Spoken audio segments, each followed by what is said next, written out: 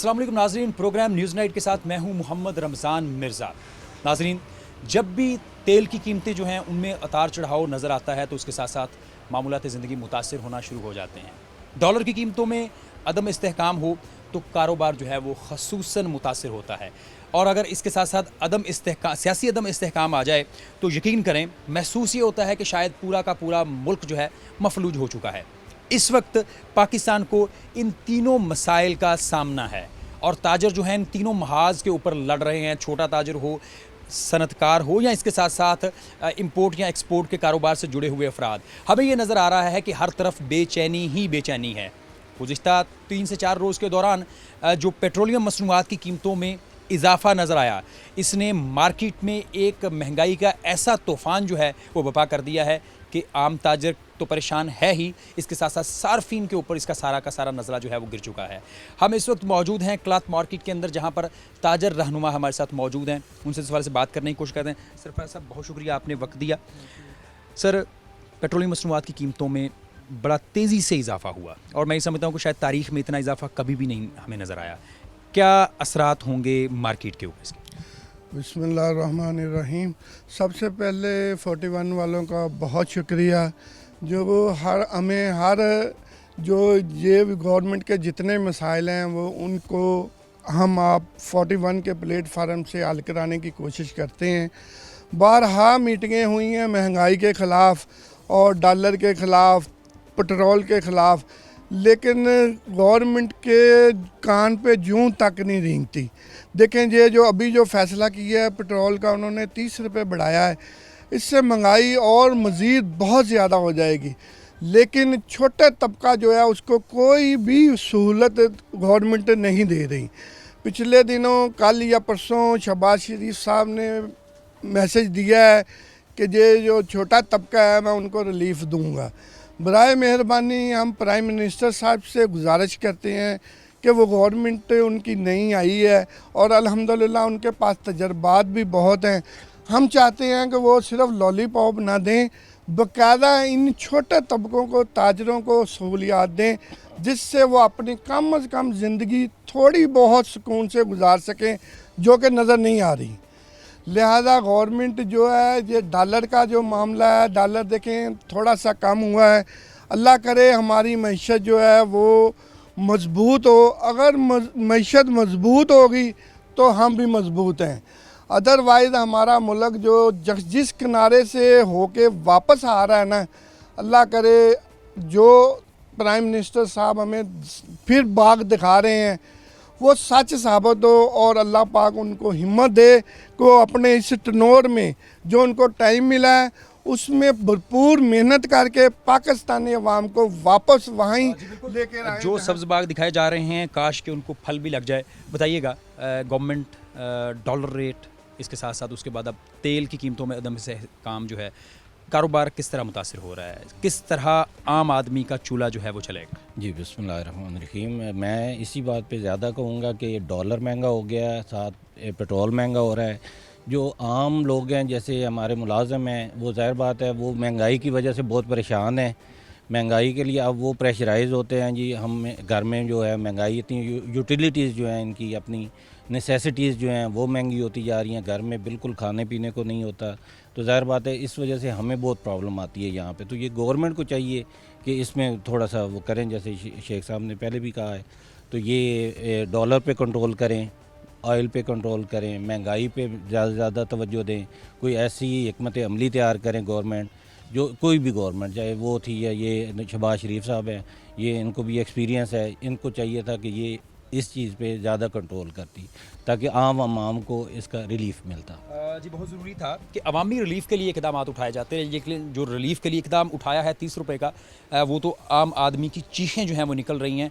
और इसके ऊपर अभी ये भी बात की जा रही है क्योंकि आलमी सतह पर तेल की कीमतों में इजाफा हुआ है, तो ये सूरत हाल है। सर शेख साहब, आपका बहुत शुक्रिया, आपने भी वक्त दिया। आप क्या समझते हैं कि अवामी रिलीफ़ का कोई काम इस वक्त नज़र आ रहा है, और अगर नज़र नहीं आ रहा तो ज़िम्मेदार उसके कौन है? देखें जी, 100% इस वक्त ज़िम्मेदार वो सियासतदान हमारे हैं अनफॉर्चुनेटली, जिन्होंने जब से पाकिस्तान बनाया अभी तक जो कर्ज़े लिए जो महंगाई की, जो हम ये बार बार अलापते हैं कि वो बहुत अच्छी मैनेजमेंट करता है, वो कैसी मैनेजमेंट करता है कि कर्ज़े वो खुद लेते हैं, उसका पूरा सारा ही बोझ अवाम पर आता है। ये कैसी मैनेजमेंट है उनकी कि जलसों में नारे अवाम लगाती है और खाते वो लोग हैं। ये कैसी उनकी मैनेजमेंट है, आप इस चीज़ को गौर करें कि जो कर्ज़े आते हैं, अब देखें इन्होंने 30 रुपए के राउंड पेट्रोल जो बढ़ाया है, डॉलर इतना ऊपर चला गया है, इन्होंने जो उसके ऊपर टैक्स लेना है, उससे तो हमारा काम बराबर हो गया ना, कर्ज़ों की ज़रूरत नहीं है।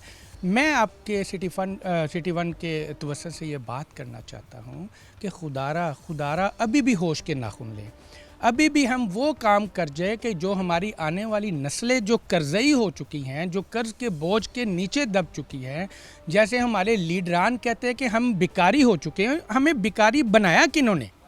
आपने कभी ये सोचा? मेरा आपसे शेख साहब सवाल है, आपने कभी मार्केट्स में किसी के सामने हाथ फैलाया कि आज की रोटी के लिए मुझे पैसे दे? अल्लाह ना करे कभी ज़िंदगी में। आपके जो साथ ताजर हैं, दीगर जो तंजीमें भी हैं, आपके साथ ओहदेदार भी हैं, उन्होंने कभी अपने घर बार के लिए जो है वो खुदा न खास्ता कोई ऐसे हालात ना पैदा हों, कभी आपसे मांगा?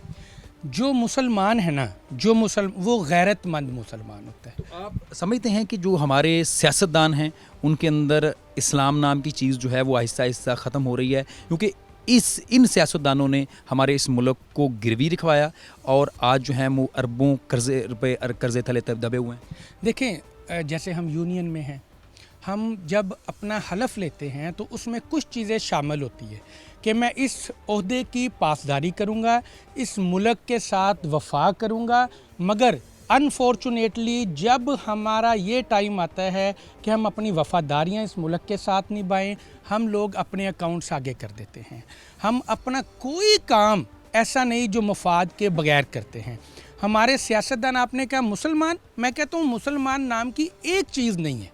अगर आप 1 से 100 तक मार्क करेंगे तो एक भी मुसलमानों वाला काम नहीं है, सिवाय इसके कि हम लोग अपने कर्ज़े लें, हम इमदादें लें और सिर्फ अपने अकाउंट्स भरें। उसका सारा मलबा अवाम पर डाल दिया जाता है। आप ये देखें कि जब हम भिखारी, हमें हमारे लीडरों ने तसव्वुर में ले आया, इंटरनेशनली सतह पे ये बातें कर दी, ये इज़्ज़त वाली बातें। अब खान साहब ने सारी गालिम गलोच की सियासत की, उन्होंने डिलीवर क्या हमने कभी ये सोचा कि हम इस मुल्क के लिए आए, हमने इस पर डिलीवर करना है? हमने या सिर्फ ये सोचा है कि हमने ये पीएम की कुर्सी हमें मिल गई है, हमने ये कर्ज़े लेके इसको मजबूत करना है, हमने अपने मुल्क को मजबूत नहीं करना।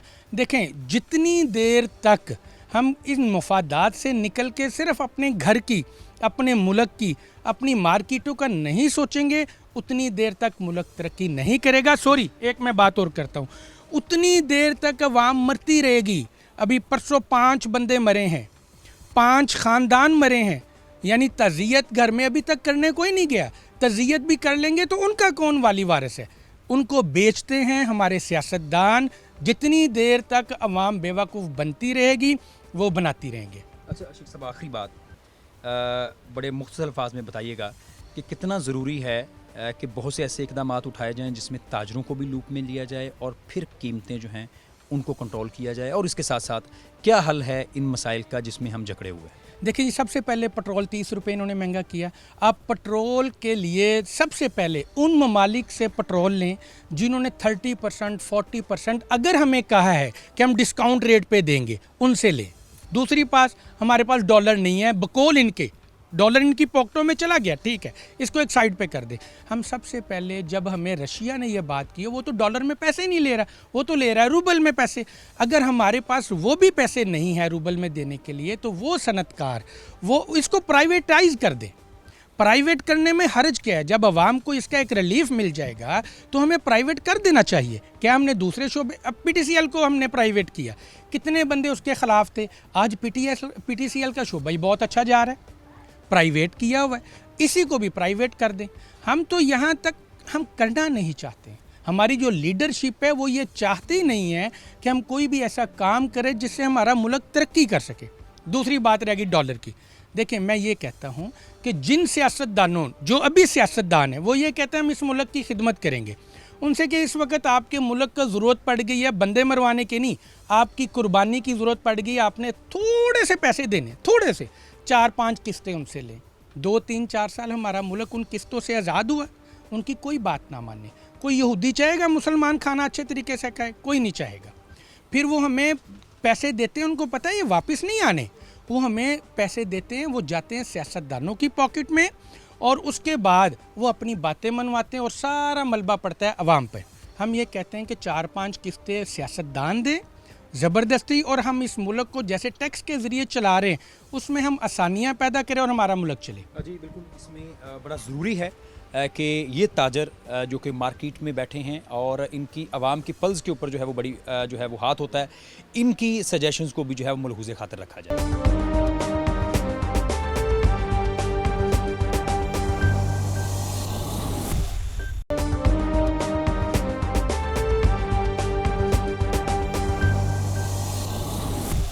प्रोग्राम में आपको एक बार फिर खुशामदीद कहते हैं। हम आज बात कर रहे हैं कि मौजूदा हुकूमत की पॉलिसियों से, डॉलर की कीमतों में उतार चढ़ाव से और इसके साथ साथ जो पेट्रोलियम मसनूआत की कीमतों में बड़ी तेज़ी से तब्दीलियां आ रही हैं, उस हवाले से छोटा कारोबार जो है वो किस हद तक मुतासिर हो रहा है, और अगर पुरानी हुकूमत, साबिक़ हुकूमत की पॉलिसियों को जो है वो तसलसल ना दिया गया तो छोटे कारोबार से जुड़ा हुए अफराद जो हैं वो किस तरह मुतासिर हो सकते हैं। हमारे साथ कुछ ताजर मौजूद हैं, से बात भी करते हैं। सबसे पहले मोहम्मदीन साहब बताइएगा, किस कारोबार से जुड़े हुए हैं आप? मेरा जी इस वक्त टेक्सटाइल से रिलेटेड है, स्पिनिंग इंडस्ट्री से हमारा ताल्लुक़ है सारा, और हमारा टोटल बेस जो बिज़नेस है वो इंपोर्ट के ऊपर है। कौन कौन सी चीज़ें जो हैं वो इंपोर्ट कर रहे हैं, और इसके साथ साथ जो हुकूमत ने इंपोर्ट के ऊपर पाबंदी लगाई है चंद दिनों के लिए, क्या आप उन मुतासरीन में शामिल तो नहीं? वो जो बैन है वो तो लग्जरी आइटम्स के ऊपर है ना, लेकिन ये जो छोटे पार्ट्स वगैरह आ जाते हैं, पाकिस्तान की सबसे बड़ी जो बदकिस्मती है ना, इसके पाकिस्तान के अंदर R&D नहीं है। किसी भी सेक्टर के अंदर R&D के बगैर मुल्क तरक्की नहीं करता, क्योंकि ना तो ये इंसेंटिव देते हैं, ना ये प्रमोट करते हैं, ना ऑब्लाइज करते हैं, किसी भी सेक्टर में नहीं करते। खान साहब की गवर्नमेंट के अंदर हमें कुछ ना कुछ रिलीफ मिले हैं, लोन्स की सूरत में, बैंक्स की सूरत में, जिन्होंने सपोर्ट किया है काम करने के सिलसिले में। लेकिन ये जो अभी पिछले 2 माह के अंदर एडवेंचर किया है, जिसने भी किया है पाकिस्तान के साथ, वो को अच्छा नहीं किया, उसका रिज़ल्ट इंतहाई बुरा निकला है। अच्छा ये बताइएगा, पिछले 3 साल या 3.5 साल की हुकूमत को मौजूदा 2 महीने के साथ जब आप इसका मुआजना करते हैं तो क्या फ़र्क जो है वो आप महसूस करते हैं, और क्या तब्दीलियां नज़र आईं कारोबार के अंदर? देखें, जब 2018 में खान साहब की हुकूमत आई थी ना, उस वक्त भी पाकिस्तान के हालात को बहुत अच्छे नहीं थे, लेकिन खान साहब की पॉलिसीज़ का रिज़ल्ट जो है ना, आप देखें, पहले साल की उनकी GDP देखें, सेकंड ईयर की देखें, और तीसरे साल की देखें, और अभी जो चौथे साल की GDP है तकरीबन 6% आई है। अगर खान साहब ने मईशत का बेड़ा गर्क किया हुआ था तो फिर ये GDP तो नहीं आनी चाहिए थी। फिर एक्सपोर्ट का जो इस वक्त पाकिस्तान ने अपनी हिस्ट्री में इतनी एक्सपोर्ट नहीं की जितनी इस वक्त जो फिगर्स हैं, इसी तरीके से जो फॉरेन रेमिटेंस आई हैं वो भी मेरा नहीं ख्याल कि पाकिस्तान की हिस्ट्री में इतनी आई हैं। ये सब कोई, और फिर सबसे मेन चीज़ जो है टैक्स की कलेक्शन है, कि पाकिस्तान की हिस्ट्री में 6100 अरब रुपया कभी किसी ने इकट्ठा की है? अगर टैक्स कलेक्शन हुई है इतनी बड़ी जो रकम है, तो उसके असरात जो हैं वो आप समझते हैं कि आवाम तक पहुँचे? देखिए, इन्फ्लेशन जो है ना, ख़ास तौर पे कोरोना की वजह से, जो पिछले 2 साल दुनिया के अंदर 2.5 साल में हुआ है, तो अगर तो आंखें बंद करने से हम कह दें कि नहीं जी महंगाई पाकिस्तान में, बाकी नहीं, पाकिस्तान में महंगाई की शरह दुनिया की निस्बत बहुत कम है। उसकी सबसे बड़ी वजह है कि एक हमारा मुल्क ज़रई है, हम उस मामले में कुछ खुद कफ़ील है, लेकिन जो बेतरतीबी आबादी की इजाफ़ा हो रहा है ना, उसके ऊपर कभी किसी गवर्नमेंट ने तवज्जो नहीं दी।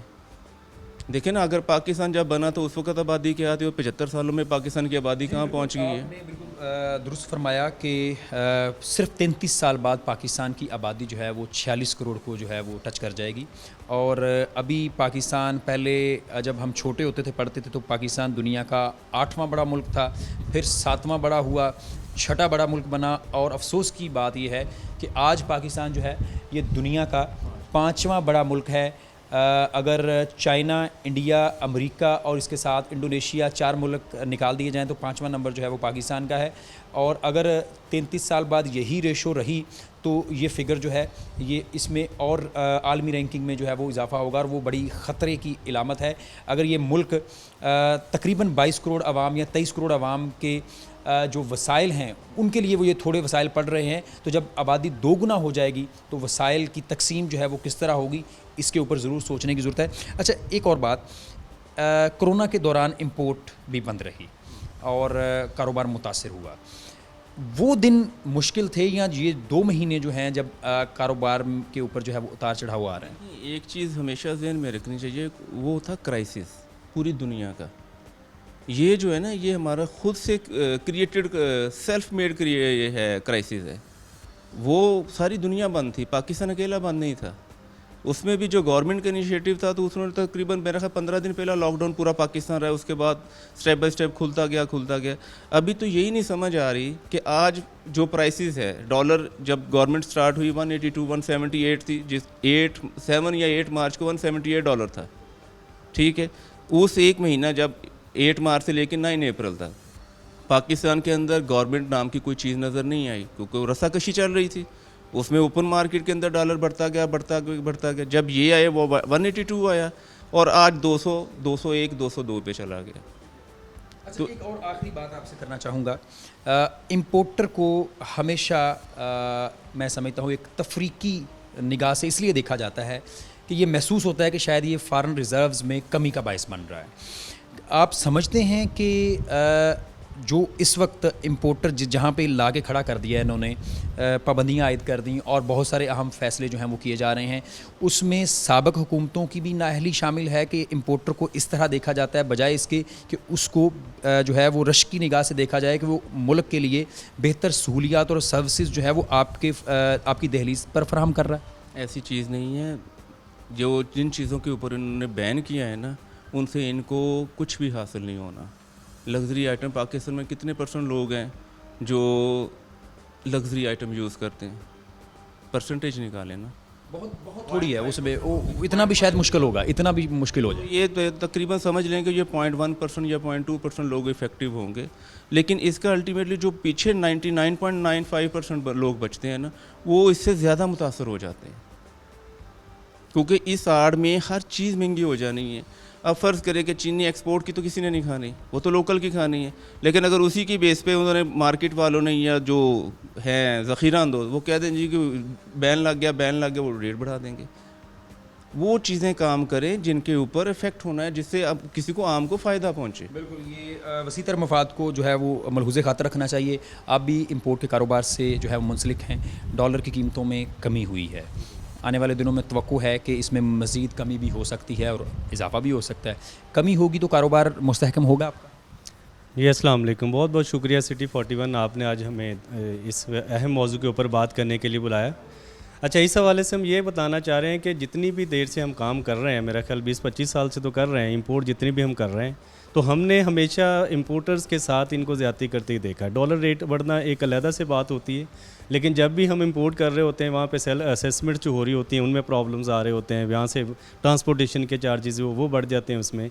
लेकिन अभी जो मौजूदा हम इस साल से चल रहे हैं, जो 176 से लेकर डॉलर जो 204 रुपये तक पहुँच गया है, ये हमारे लिए लम्हा फ़िक्रिया बन गया है। हमारे लिए मंगवानी चीज़ें बहुत मुश्किल हो गई हैं बाहर से, बाहर पे भी रेट बढ़ रहे हैं। अब सारी दुनिया में कोरोना के जो इफ़ेक्ट्स आए हैं उनके रेट्स बढ़े हैं, उससे हमारे रॉ मटेरियल्स बड़े महंगे हो गए हैं, उससे ट्रांसपोर्टेशन के चार्जेस बड़े हैवी हो गए हैं, उससे हमारे फ्रेट एक्सपेंस बहुत ज़्यादा बढ़ गए हैं।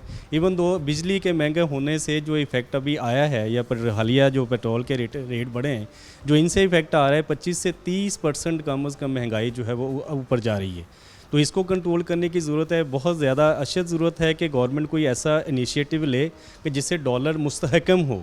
हम ये नहीं कहते कि आप 150 पे ले आएँ या इसको 250 पे ले जाएं, लेकिन जिस जगह भी रखें कम अज़ कम वो 6 महीने 8 महीने मुस्तहकम हो, ताकि हम जो अपने रॉ मटेरियल्स के लिए चीज़ें इंपोर्ट कर रहे होते हैं या अपने मैन्युफैक्चरिंग के लिए या एक्सपोर्ट बेस्ड जो इंडस्ट्री है जो इंपोर्ट करके एक्सपोर्ट कर रही होती है चीज़ों को, वो एक बैलेंस रेट्स के साथ वो अपनी चीज़ें एक्सपोर्ट कर सकें। पाकिस्तान एक ऐसा मुल्क है जिसमें वैल्यू एडिड सर्विसेज जो हैं उनका बड़ा मेजर किरदार है। चीज़ें इंपोर्ट होती हैं, उसमें वैल्यूज़ ऐड होती हैं और फिर उनको एक्सपोर्ट कर दिया जाता है। तो इसमें कितना किरदार है इम्पोर्टर का और एक्सपोर्टर का पाकिस्तान की मईशत को मुस्तहकम रखने में? जी बिल्कुल, अगर डॉलर का रेट देखा जाए तो इस हिसाब से तो बहुत ज़्यादा इफ़ेक्ट्स आ रहे हैं इसके, इंपोर्ट के हवाले से भी आ रहे हैं। एक्सपोर्टर एक टाइम में तो खुश हो सकता है कि उसको अगर $2 बढ़ गया, उसको बाहर से जो पेमेंट आएगी वो बड़ी ज़्यादा आ जाएगी, कुछ $1,00,000 उसने एक्सपोर्ट किए हैं तो उसको 2 लाख ज़्यादा मिल जाएंगे। लेकिन मीन वाइल जो उधर से चीज़ें खरीद रहा है इंपोर्ट वाली, वो भी सारी महंगी आ रही हैं उसके लिए। देखिए, कोई भी मुआशरा है, कोई भी मुल्क हो, उसकी बेस होती है कि अगर मुल्क में आपके मौशी बदअमनी फैली हुई है या अमन मान की सूरत हाल नहीं है, तो उसका सबसे ज़्यादा इफेक्ट जो आता है मुआशियत पे आता है। हमारे पास इस वक्त बाहर से लोग आने को तैयार नहीं। इंटरनेशनल एक्सपोर्टर्स हैं हमारे, वो वहाँ पर जाके उनसे सौदा करते हैं। ना हमारे मुल्क में R&D का सिस्टम चल रहा है, ना यहाँ पे हमारे एक्सपोर्टर्स को कुछ फैसिलिटेट करने के लिए या कोई लोकल इंडस्ट्रियलिस्ट को फैसिलिटेट करने के लिए, स्मॉल इंडस्ट्रीज़ को लगाने के लिए कोई R&D का सिस्टम नहीं है। तो ये जब तक स्मॉल और मीडियम इंडस्ट्री नहीं चलेगी, उस वक्त तक बड़ी इंडस्ट्री जो है वो कामयाब नहीं हो सकती। यकीनन इनका बड़ा मेजर किरदार है कि जब भी आपने बड़ी इंडस्ट्री को चलाना है तो जो उसकी असिस्टेंट हैं छोटी इंडस्ट्रीज़, उनको बेहतर अंदाज में चलाना बड़ा ज़रूरी होता है कि वो अपनी उसमें जो है वो इनपुट दें ताकि जो बड़ी इंडस्ट्री है वो बेहतर आउटपुट दे सके। आपके कारोबार से मुंसलिक अफराद जब तेल की कीमतों में उतार चढ़ाव आता है, डॉलर की कीमतों में उतार चढ़ाव आता है, तो मज़दूर और इसके साथ साथ वो बंदा जो वर्कर है वो किस हद तक मुतासिर होता है? देखिए, बिस्मिल्लाहिर्रहमानिर्रहीम, सबसे पहले तो ये चीज़ है, जब हमारे मुल्क के अंदर पेट्रोल की वजह से ना तकरीबन मेरा ख्याल इसके साथ जो 100 चीज़ें हैं ना वो ऑटोमेटिकली बढ़ जाती हैं। अगर आपने मज़दूर की बात की है, एक मज़दूर जो रेंट पे उसका घर है, वो फैक्ट्री में काम कर रहा है, उसकी 25,000 सैलरी है, वो 10,000 रुपया घर का किराया भी दे रहा है। वो एक मोटरसाइकिल पे अपनी वे रोज़गार के लिए ढूंढता है। वो रोज़ का उसके पेट्रोल की आप एवरेज चेक कर लें, पेट्रोल के साथ उसका घी का रेट बढ़ना है, उसके घर के बिजली के अखराजात बढ़ने हैं, पेट्रोल के साथ साथ जो 10 चीज़ें हैं वो भी बढ़नी है। अगर हमारी टेक्सटाइल इंडस्ट्री की आपने बात की है, जो छोटी एक फैक्ट्री है, अब उसको बिल आ रहा है तकरीबन ₹1,00,000, अब वो ऑटोमेटिकली डबल होना है। तो वो अपनी फैक्ट्री को कैसे मैनेज करेगा, वो अपनी लेबर को कैसे मैनेज करेगा? जब एक बंदा है, एक बड़े अपने जितना उसके साथ बजट है उसकी लिमिट से ज़्यादा उसके ऊपर जो अखराजात पड़ेंगे तो उसकी फैक्ट्री को ताले लगेंगे। उसके साथ उसके जो मज़दूर घर जो काम करने वाले लोग हैं उनके घरों में भी ताले लगेंगे, क्योंकि ये गवर्नमेंट इनके ऊपर बहुत सी तवक्कुआत थी। लेकिन पिछली जो गवर्नमेंट है उन्होंने छोटे लोगों को, छोटे मज़दूर लोगों को कुछ ना कुछ, चाहे वो स्टूडेंट था चाहे वो कोई भी था, उन्होंने उनको थोड़ा सा रिलीफ दिया था। जो छोटी स्मॉल इंडस्ट्री के मतलब भी कोई ना कोई उनको रिलीफ दिया था। लेकिन मुफ्ता इस्माइल साहब ने तो आके 30 रुपये का पेट्रोल पम्प जो गिराया है, ये हर बंदे के ऊपर उसका डिफेक्ट पड़ेगा, चाहे वो कोई भी बंदा हो सर। यकीनन उसका इम्पैक्ट आएगा, क्योंकि इस इम्पैक्ट के नतीजे में सिर्फ एक चीज़ नहीं महंगी होगी, एक ऐसा विशियस साइकिल जो है वो बनेगा कि इसका इम्पैक्ट हर चीज़ के ऊपर आएगा। इस मामले के ऊपर इस छोटे और दरमियाने तबके या दरमियाने दर्जे से जो जुड़े हुए कारोबार हैं, उन माहिरीन का क्या कहना है, ये जानने के लिए भी हमारे साथ रहिए।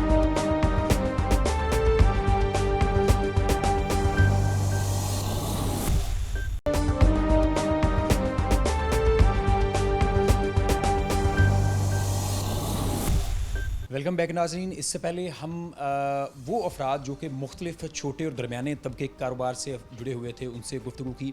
हमारे साथ इस वक्त स्मॉल चैम्बर के मेंबर्स जो हैं वो मौजूद हैं, जो कि पेपर कोन के कारोबार से मुंसलिक हैं। ट्रांसपोर्टेशन जो है वो इस काम के साथ जो है वो डायरेक्टली इन्वॉल्व है। असब, आपका बहुत शुक्रिया, आपने वक्त दिया। अच्छा, ये बताइएगा, तेल की कीमतों में जो अचानक इतना बड़ा इजाफा है, ट्रांसपोर्टेशन चार्जेस जो हैं वो किस हद तक मुतासिर होंगे, और जो एंड यूज़र प्रोडक्ट है उसकी कीमतों में किस हद तक जो है वो कमी बेशी नज़र आएगी? शुक्रिया सिटी 41। मेरा पेपर कोन इंडस्ट्री से ताल्लुक़ है। हमारी जो मेन सप्लाई होती है वो ट्रांसपोर्टेशन के ज़रिए होती है। तो पेपर कोन के ट्रांसपोर्टेशन इस्तेमाल करते हैं। तो पेट्रोल के रेट बढ़ने से हमारे इन ट्रांसपोर्टेशन पे बहुत ज़्यादा रेट का फ़र्क पड़ गया है, क्योंकि यहाँ पे हमारी एक गाड़ी का किराया अगर 10,000 रुपया लगता था वो 13,000 रुपये चला गया है। अगर हमारी ट्रांसपोर्टेशन एक माह की 5 लाख की थी वो 7 लाख रुपये पे चले गई है। हमारी कॉस्ट पे फ़र्क पड़ गया है। हमारी कॉस्ट पे फ़र्क पड़ जाने से हम कारोबार को कंटिन्यू नहीं कर सकते। हम अपने बायर को कैसे लॉस करके दे सकते हैं? 1947 से लेकर आज तक जब भी पेट्रोल की मसनूआत बढ़ती थी 1 रुपया 2 रुपया 5 रुपया ज़्यादा 5 रुपया, लेकिन इस गवर्नमेंट ने 30 रुपये यकदम बढ़ा के वहाँ पे पेट्रोल पंप का बम गिरा दिया। हम किसी तरीके से भी 30 रुपये लीटर अफोर्ड नहीं कर सकते, हमारे कारोबार तबाह हो जाएंगे। गवर्नमेंट को कहे अकल के होश के नाखन लें, अगर 2-4 रुपये बढ़ाने वो बढ़ाएं, हमारे आगे रेट नहीं बढ़ते, हमें बहुत बड़ा लॉस होगा। हमारी बहुत ज़्यादा कीमतें बढ़ गई हैं, इसकी वजह से हम कारोबार को कैसे करेंगे, अपने बायर को कैसे मेंटेन कर सकेंगे। शुक्रिया। एक और बात, जब भी पेट्रोलियम मसनूआत की कीमतों में इजाफा होता है तो ट्रांसपोर्टेशन के चार्जेस तो बढ़ते ही हैं, इसके साथ साथ वो तमाम चीज़ें जो कि ट्रांसपोर्टेशन से जुड़ी हों या ना जुड़ी हों उनकी कीमतों में भी इजाफा नज़र आता है, क्योंकि महंगाई का एक सैलाब सा नज़र आता है। जो फ्रेट चार्जेस तो बढ़े, इसके साथ साथ जो कोन की प्रोसेसिंग है उस पे ऊपर भी जो है वो चार्जेस बढ़ेंगे और उसकी कीमतों में भी इजाफा होगा और सार्फिन के ऊपर बोझ बढ़ेगा। जी बिल्कुल, आपने सही कहा जी। हमारा टोटल एक्सपेंसेस बढ़ जाते हैं, लेबर चार्जेस बढ़ जाते हैं, इलेक्ट्रिक चार्जेस बढ़ जाते हैं, और सबसे बड़ा कि आप सार्फिन पर भी असर पड़ता है। वो कि ट्रांसपोर्टेशन के रेट बढ़ जाने से हमारे पेपर कोन के रेट प्रॉब्लम आती है, क्योंकि हम ट्रांसपोर्टेशन का डिलीवरी इन टाइम देनी होती है, जिसकी वजह से अगर 10,000 रुपये किराया तो 13,000 हो जाता है। 13,000 यहाँ से हम देने हैं, तो डे बाय डे ऐसे डे ठीक नहीं है। पेट्रोल का इनको अनाउंस करना चाहिए, 1-2 रुपये या 5 रुपये बढ़ाने चाहिए, क्योंकि अब बिजली के बिल ऐसे होगा कि आप पंखे चला के चेक कर सकते हैं कि हमारे घर में वापडा है, लेकिन कंटिन्यू 25-25 हज़ार रुपया बिल आ रहा है, तो किस तरह हम कर सकेंगे। जी यकीनन, एक एनर्जी का सोर्स जो है महंगा होता है तो दूसरे के ऊपर शिफ्ट होने की भी कोशिश की जाती है और उसके ऊपर सरकार की जानिब से कार्रवाइयाँ भी की जाती हैं। अमीन साहब, आज साहब बता रहे थे कि ट्रांसपोर्टेशन चार्जेस जो हैं वो बढ़ेंगे। आप जो कि आप भी पेपर कोन के कारोबार से जो है वो मुंसलिक हैं, इसकी प्रोसेसिंग जो है पेपर कोन की या इससे जुड़े हुए बिज़नेस की, उसके ऊपर इस तेल की कीमतों का जो है वो किस तरह इम्पेक्ट आएगा, किस तरह जो है वो उसकी कीमतों में इजाफा होगा और कारोबार जो है वो मुतासर होगा। पहले अस्सलाम वालेकुम, पहले तो सबसे पहले शुक्रिया 41 का जो हमारे पास है और हमारी आवाज़ सुन रहे हैं, क्योंकि हमारे जो रॉ मटेरियल है, सबसे पहले तो रॉ मटेरियल बढ़ेगा, फ्रेट बढ़ेंगे। फ्रेट में पेट्रोल की वजह से अभी आज ही मैं गाड़ियाँ लगाई हैं, बंदे ने वो कह रहा जी 3-3 हज़ार रुपये गाड़ी का रेट बढ़ गया है। पहले हमारे, क्योंकि हमारे डील हुई होती हैं, कॉन्टैक्ट हुए होते हैं, हमारा रेट ये है, रेट की वजह से जो हमारा काफ़ी लॉस होना शुरू हो जाएगा, क्योंकि हमारी लेबर का कास्ट ज़्यादा बढ़ जाएगा। हमारा रॉ मटीरियल, जैसे हम रॉ मटीरियल में डालते हैं, केमिकल डालते हैं, बिजली का बिल भी बढ़ जाएगा, काफ़ी चीज़ें बढ़ जाएंगी, क्योंकि हम इसमें सर्वाइव नहीं कर सकेंगे यकदम बिल बढ़ाने की वजह से। पेट्रोल डीजल महंगा हुआ तो फ्यूल एडजस्टमेंट की मद में भी जो बिजली है वो महंगी होगी, तो इसका मतलब ये है कि जो कोन की पेपर कोन की इंडस्ट्री है वो पूरी तरह मुतासर होगी। उसकी कीमतें किस हद तक बढ़ जाने का जो है वो अंदेशा है, और जब कोन की कीमत बढ़ेगी तो टेक्सटाइल इंडस्ट्री किस तरह मुतासर होगी। एक्चुअली बात यह है कि जब हमारे उनसे कांटेक्ट हुए, हमारा रेट हो गया, रेट होना होता है हमारा 2-3 महीने के कांटेक्ट हुए हैं, अब 25 से 30% हमारी हर चीज़ का रेट बढ़ गया पेट्रोल की वजह से, क्योंकि पेट्रोल की वजह से हमारा रेट बढ़ गया तो हम सर्वाइव ही नहीं कर सकेंगे कि किसी को दूसरे माल को डिलीवरी दे सकें। डिलीवरी नहीं दे सकेंगे तो हमारी पीछे से फैक्ट्री बंद होगी, हमारे जो मज़दूर है वो फारग होंगे, फारग बैठेंगे, क्योंकि हम कास्ट जो में बढ़ गई तो हम सर्वाइव ही नहीं कर सकेंगे। इसलिए सर्वाइव नहीं कर सकेंगे, हमारा रेट बढ़ गया, पेट्रोल की रेट बढ़ गया है। अगर मुझे तो लग रहा है कि अगले महीने और रेट बढ़ रहा है तो हम कहाँ जाएंगे, हमारी तो फैक्ट्रियाँ बंद हो जाएंगी, हम चल ही नहीं सकेंगे। तो ये इनको तो फ़ौरन रेट जो है ना कम से कम करना चाहिए, बढ़ाना चाहिए, 5-6 रुपये बढ़ाना चाहिए, इतना नहीं बढ़ाना चाहिए 30 रुपये। 30 रुपये बढ़ने से तो हमारी कास्ट बहुत ज़्यादा बढ़ जाएगी। बहुत शुक्रिया। हमारे साथ इस वक्त सरपरस्त आला हैं समाल चैम्बर मियाँ ज़फ़र साहब। मियाँ साहब, आप मुख्तलिफ जो बिज़नेसमैन हैं उनकी नुमाइंदगी करते हैं, वो पेपर कोन की इंडस्ट्री हो या वो फैसलाबाद में दीगर छोटे या दरमियाने तबके कुछ जो कारोबार हैं, आप तमाम के ऊपर बड़ी गहरी नज़र रखते हैं। सबसे पहले तो ये बताइएगा कि ये तेल की कीमतों में इजाफा हुआ है और डॉलर की कीमतों में जो अदम इस्तेहकाम है, कभी 2 रुपये ऊपर कभी 3 रुपये नीचे, और इसके साथ साथ जो सियासी अदम इस्तेहकाम है, इसके क्या मसाइल जो हैं और इसके क्या रिज़ल्ट्स होंगे आपके कारोबारों के ऊपर। ये शुक्रिया सिटी 41। मैं आगाज़ करूँगा कि सियासी अदम इस्तेहकाम किसी भी मईशत के लिए ज़रूरी होता है कि पॉलिसियों में ठहराव हो। जब आप अदम इस्तेहकाम सियासी हो या मुआशी हो, उससे मईशत डिस्टर्ब होती है। और यही वजह है कि इस वक्त हमारे जो मुल्क के अंदर इस वक्त हालात जा रहे हैं, उसके अंदर हमें जो हमारे ओवरसीज़ पाकिस्तानी हैं वो एक बड़ा ज़रिया है हमें जो फ़ॉरेन एक्सचेंज भेजते हैं। दूसरा, हमारी आमदन का बड़ा ज़रिया हमारी एक्सपोर्ट है। और जब इन दो चीज़ों को आप मिला के देखते हैं तो हमारे पास इतने फ़ंड्स आ रहे हैं इस वक्त मुल्क के अंदर कि हाँ, ये मुल्क अल्हम्दुलिल्लाह ना तो दिवालिया हो सकता है ना कंगाल हो सकता है। लेकिन बदकिस्मती ये है कि हमारा जो इनबैलेंस हो गया है इसके अंदर जो इंपोर्ट है, और उसमें बहुत सी लग्जरी आइटम्स बिला वजह इंपोर्ट की गई माजी के अंदर, जिसकी वजह से हमारा ये ट्रेड डेफिसिट बढ़ा और हम नुकसान में गए। हालांकि पिछले साल कोविड के बावजूद तकरीबन $2 बिलियन हम सरप्लस में गए थे, तो उसको कंटिन्यू करना चाहिए था गवर्नमेंट को, लेकिन वो नहीं हुआ। अब मुआशी तौर पे अगर देखें तो हमें जो बहरान है उसके अंदर उसकी वजह से डॉलर बहुत ऊपर चला गया। अब डॉलर के ऊपर कल जैसे 1-2 दिन पहले जो भी होता है, रोज़ कल बढ़ रहा है, आज बढ़ रहा है, डेली वो 2-2, 3-3 रुपये छलांग लगा के ऊपर जा रहा था। उससे क्या हुआ कि आम आदमी जो छोटा खासकर ताजर है, छोटी इंडस्ट्री है, वो इस हद तक मुतासर होती है कि वो सर्वाइव ही नहीं कर पाती। इस दौरान फिर काइबर रेट में इजाफा हो गया। जब काइबर रेट आपका बढ़ गया तो वो जो प्रोडक्शन कॉस्ट है हमारी वो बिल्कुल इनबैलेंस हो गई। जब इस तरह की हरकतें होंगी और जब मुल्क के अंदर इस किस्म का इंतशार होगा तो इसमें फिर ताजर मुतासर होगा।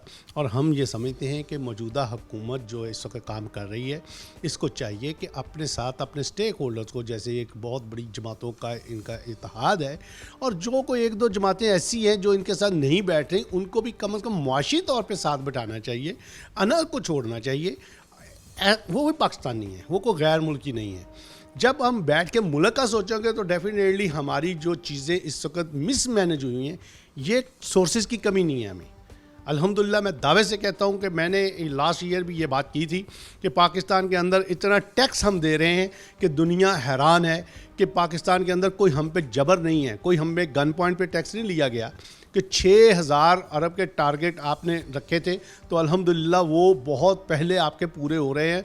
और पिछले महीने तक जो आपके टारगेट बता रहे थे तकरीबन 250-300 350 अरब रुपया आप टारगेट से ज़्यादा इकट्ठा कर चुके। और ये किसने दिया? ये ताजरों ने दिया, ये बाहर की मखलूक ने नहीं दे दिया। आपने बहुत अच्छा पॉइंट बताया कि ताजर जो हैं वो टैक्स दे रहे हैं और इसी टैक्स की वजह से ये मुल्क जो है वो चल रहा है। क्या टैक्स पेयर को हुकूमतें इज़्ज़त दे रही हैं, उन्हें उसका वो मुकाम दे रही हैं जो कोई भी बाहर की हुकूमत जो है वो अपने टैक्स पेयर को देती है?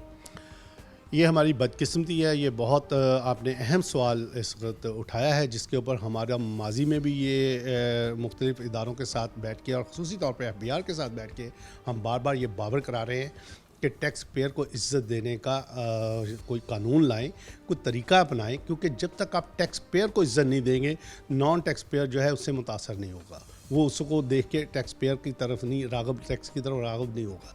तो आप उसको टैक्स देने के लिए बेहतरीन, टैक्स पेयर को इज़्ज़त देने के लिए बेहतरीन चीज़ है कि उसके लिए कुछ इंसेंटिव दे, उसके लिए वो ऐसा काम करे। अब बदकिस्मती ये है कि जैसे ये लॉ एंड ऑर्डर की सूरत हाल शुरू होती है तो हमारे ताजरों के घरों में जाके भी इस किस्म की हरकतें होती हैं कि जो नहीं होनी चाहिए। क्योंकि ताजर का काम जो ख़ासकर जो हमारे ओहदेदार हैं वो तो definitely Faisalabad chamber of small trader small industry ने हमेशा पॉजिटिव सियासत की है। हमारे लिए कोई भी हुकूमत हो, हमारे लिए वो रिस्पेक्टेबल है। जो सिटिंग गवर्नमेंट के ऑफिशियल्स होते हैं उन्होंने हमारे पास आना होता है, हमने उन्हीं से मिलकर डिज़ाइन करनी होती है पॉलिसियाँ। उन्हीं की वजह से हमारी सारी पॉलिसियाँ बन रही होती हैं। हमने उनको आइडियाज़ देने होते हैं, उस आइडियाज़ के ऊपर हमारी फ्यूचर की प्लानिंग्स हो रही होती हैं।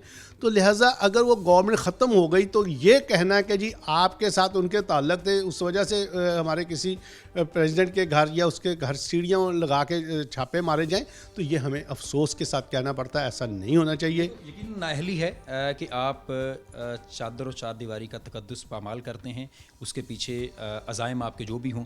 एक आखिरी बात, किन 2-3 पॉइंट्स के ऊपर अगर गवर्नमेंट फौरी काम करे तो सूरत हाल जो है वो काबू में रह सकती है और कारोबार जो हैं वो मुतासर होने से बचाया जा सकता है? देखिए, सबसे पहले तो जो एसएमई के चैम्बर्स हैं, ख़ासकर chamber of small trader Pakistan के अंदर इस वक्त 11 चैम्बर काम कर रहे हैं। उनके ऑफिशियल्स के साथ एक मीटिंग प्राइम मिनिस्टर को खुद करनी चाहिए और उसके लिए एसएमई काउंसिल बनानी चाहिए, एडवाइजरी काउंसिल लाजमी बनानी चाहिए और उसके अंदर ऐसे स्टेक होल्डर्स को लेना चाहिए जो सिर्फ चैम्बर्स के साथ ताल्लुक़ रखते हैं, ना कि वो अपनी मर्ज़ी के लोग एसोसिएशनों से या इधर उधर से डाल के वो कमेटी बना लें जिनका एसएमई के साथ ताल्लुक़ ही नहीं होता। ख़ासकर स्मॉल बिजनेस के साथ आप जब तक जुड़े रहेंगे, इसके लिए स्टेट बैंक ऑफ पाकिस्तान मुख्तलिफ स्कीमें देता रहा है, माजी में भी वर्ल्ड बैंक ने भी फंड दिए हैं। हम ये चाहते हैं कि वो सस्ते कर्ज जो है फौरी तौर पे एक्चुअल स्टेक होल्डर्स जो हैं, हमारे एक्चुअल लोग जो छोटे ताजर हैं या छोटी इंडस्ट्री वाले हैं, मालकान हैं, उनको दिए जाएं ताकि वो प्रोडक्शन कॉस्ट अपनी बेहतर करने के लिए उसके लिए माल बर वक्त ख़रीद सकें।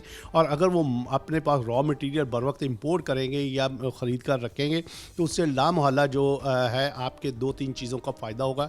एक तो प्रोडक्शन कॉस्ट कवर होगी, दूसरे नंबर पे आपका बेरोज़गार होने का जो ख़दशा है मुलाजमीन का वो ख़त्म हो जाएगा क्योंकि उसके पास मटेरियल पड़ा होगा तो वो उसको चलाएगा। क्योंकि इस वक्त शॉर्टेज ऑफ फंड का इशू चल रहा है।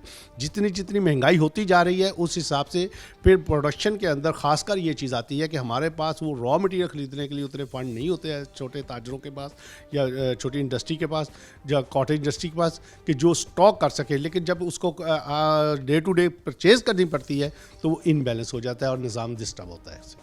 बिल्कुल। आपने दरमियाने छोटे तबके के जो ताजर हैं उनसे उनकी बात भी सुनी और एक नुक्ते के ऊपर ज़रूर पहुँचे हैं कि अगर आपने कारोबार को भी फ़रोग़ देना है, मईशत को बेहतर करना है और जो मसाइल इस वक्त इस वतन अज़ीज़ को दरपेश हैं अगर उनका देर पा हल निकालना है तो आपको ताजरों के साथ और उनके नुमाइंदों के साथ, उनके रहनुमाओं के साथ, चैम्बर्स के साथ मिल बैठ के पॉलिसी मरतब करनी है ताकि ताजरों के जो तहफ़्फ़ुज़ात हैं उनको दूर करते हुए एक देरपा पॉलिसी जो है वो बनाई जा सके ताकि कारोबार भी चलते रहें, मईशत भी मुस्तहकम हो, महंगाई को भी कंट्रोल किया जा सके और इन फैक्ट्रियों में काम करने वाले मज़दूर का चूल्हा भी चल सके। इस उम्मीद के साथ कि हुकूमत इसके ऊपर ज़रूर सोच विचार करेगी। अपने मेज़बान को इजाज़त दीजिएगा। अल्लाह निगहबान।